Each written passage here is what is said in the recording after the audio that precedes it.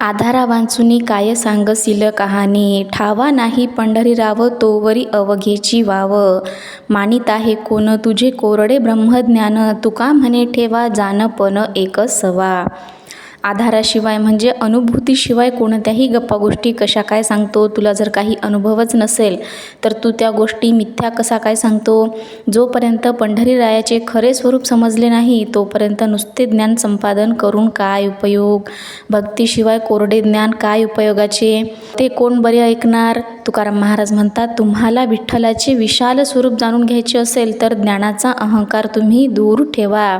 तुम्ही सगळ्यांना असं सांगत फिरू नका की माझ्याकडे खूप ज्ञान आहे, मला सर्व काही माहिती आहे. नाही, हा अहंकार जर तुम्ही दूर ठेवाल तरच तुम्हाला भगवंताच्या विशाल स्वरूपाचे जे आहे ते दर्शन होईल.